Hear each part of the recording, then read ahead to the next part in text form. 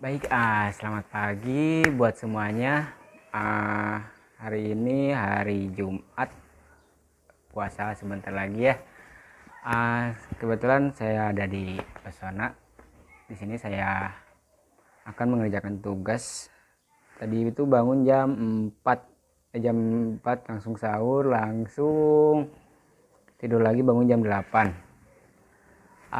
Beberapa hari yang lalu, entah kapan, yang pasti minggu-minggu ke belakang, saya lupa minggu keberapa, yang jelas Indonesia kembali dibuat heboh melalui salah satu akun YouTube.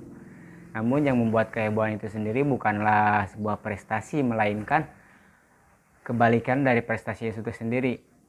Oh iya, sebelum masuk ke berita tersebut, yang sempat viral beberapa hari yang lalu, perkenalkan, nama saya Imanur Arifin. NIM saya 2003 13432, Prodi Manajemen Universitas Muhammadiyah Bandung. Saya membuat video ini ditunjukkan untuk memenuhi tugas UTS mata kuliah PKN yang didoseni oleh Bapak Asep Rudiana. So, seperti apa beritanya? Kita simak sebagai berikut. Salah satu umat non-muslim kembali lagi menghina agama saya, yakni agama Islam. Dia bernama Joseph Paul Zeng yang mengaku sebagai Nabi ke-26. Yang bagaimana kita ketahui dalam Al-Quran pun Nabi terakhir itu adalah Nabi Muhammad SAW. Menurut saya itu tidaklah masuk akal, malahan tidak mencerminkan agama yang ia anut sendiri, yakni agama Kristen.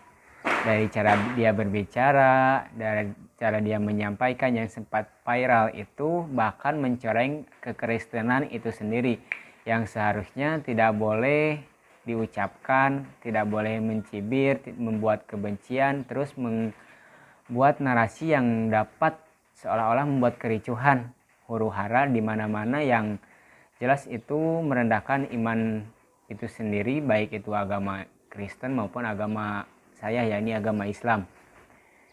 Islam di Indonesia sudah terbangun bertahun-tahun dengan cara yang struktur, dengan baik, dengan keindahan, dan penuh dengan rahmat.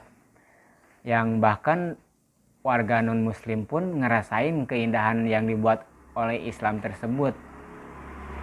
Sehingga apa yang ia buat, ya si Joseph Paul Zeng itu tidaklah berharga. Kenapa? Karena warga muslim di Indonesia kini sudah pada pintar dalam menyingkapinya, dengan tidak ada kerusuhan, tidak membuat huru-hara di mana-mana, tidak membuat onar sana sini, karena warga non muslim lebih memilih untuk melaporkan ke pihak berwajib, yang artinya apa? Itu membuat hal yang dilakukan oleh si Joseph itu terasa garing ya, dan apa yang dibuat dia itu, yang buat viral itu tidak berharga, karena mungkin masyarakat Indonesia lainnya menganggap itu sekedar pansos ya, atau mungkin dia sudah sedikit miring ya, pikir gila.